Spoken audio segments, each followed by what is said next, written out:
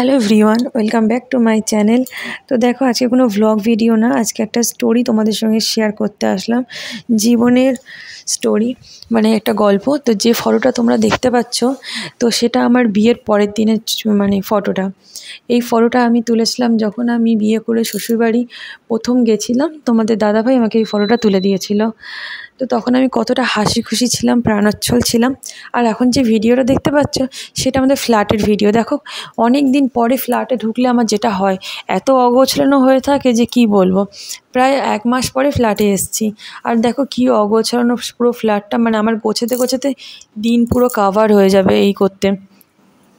তো যাই হোক, যে কথাটা বলছিলাম, শ্বশুরবাড়িতে যখন প্রথম দিন গেছিলাম, চোখে আমার এত আনন্দ ছিল, চোখে মুখে একটা আনন্দর, মানে কি বলবো, অন্যরা কাঁদে যে শ্বশুরবাড়ি এসছে, মন খারাপ হয় বাবার বাড়ির জন্য। আমার কিন্তু তা নয়। আমার যেহেতু শ্বশুরবাড়ি বাবার বাড়ি প্রায় বলতে গেলে 8 ঘন্টার রাস্তা, মানে 30 মিনিটের রাস্তা। তো সেই জন্য না আমার অতটা কষ্ট হয়নি শ্বশুরবাড়ির রাস্তা সত্যি তুলতে। আমি খুব মানে খুশি ছিলাম। তো পরে খুশি কিন্তু আমার অনেক দুঃখে পরিণত হয়েছে। অনেক পুরোপুরি আমি যা ভেবেছিলাম বা জীবনে বা আমার যে চিন্তা ধারণা ছিল, পুরোপুরি চেঞ্জ হয়ে গেছে, অপোজিট হয়ে গেছে। আর দেখো, কলকাতায় কিন্তু আমার নিজস্ব মানে শ্বশুরবাড়ি, নিজস্ব বাবার বাড়ি থাকাতেও আমাদের নিজস্ব একটা ফ্ল্যাটও আছে কলকাতাতে। কিন্তু কেন আমাদের মানে শ্বশুরবাড়ি থাকা সত্ত্বেও আমি কেন ফ্ল্যাটে মেয়েকে নিয়ে থাকি, বা আমি কেন শ্বশুরবাড়িতে বেশিরভাগ সময় থাকি না, কেন বাবার বাড়িতেও বেশিরভাগ সময় থাকি না, সেই সব গল্প তোমাদের সঙ্গে একদিন শেয়ার করব। পুরো মানে আমি আমার জীবনের লাইফের পুরো স্টোরি বলতে গেলে আমার ছোটোবেলা থেকে তো তেমন কোনো স্টোরি নেই। আর যেটুখানি স্টোরি আছে বলতে গেলে, আমার ওই বিয়ের পরে আজকে 4 বছর 5 বছরের সংসারে যা স্টোরি আছে, সেগুলি হয়তো বলে শেষ হবে না। এরকম অনেক কিছুতে জীবনে এরকম অনেক গল্পই আছে, যেগুলো আমি তোমাদের সঙ্গে শেয়ার করব। তো এটা দেখো, আমার একটা ছিল খাবারের অর্ডার। তো সেটাই আমি বানিয়েছিলাম। তখন আমি খাবারের বিজনেস করব ভেবেছিলাম বলে আমি জাস্ট একটা পোস্ট করেছিলাম। আর আমার 3টে অর্ডার এসেছিলো, সেই জন্য সেই রান্নাবান্না করে দেখো আমি সমস্ত গুছিয়েছিলাম ফ্ল্যাটে এসে। আর সত্যি কথা বলে তাড়াহুড়ো করে রান্না করেছিলাম। আমি তো খুবই ভয় পেয়েছিলাম যে রান্না কেমন হবে। তারপরেও যারা খেয়েছিল তারা রিভিউ দিয়েছিল ভীষণ ভালো হয়েছে, এটা শুনে ভালো লেগেছে। পরের দিন বাবার বাড়িতে এসেছি, আর মা এই যে রান্না করছে। আর এই দিনকে তো খুব ঝড় বৃষ্টি হয়েছে, তোমরা দেখতে পারবে ভিডিওতে। তো বাবার বাড়িতে কেন বেশিরভাগ সময় থাকি না, বা প্রায় ছোটোবেলায় মেয়ে যখন ছোটো ছিল তখন তো প্রায় ছিলাম, বাট তারপরে এখন কেন থাকি না, ফ্ল্যাটে কেন একা একা থাকি, আর কেনই বা শ্বশুরবাড়িতে আমি থাকি না, সেই সব গল্প তোমাদের একদিন বলবো।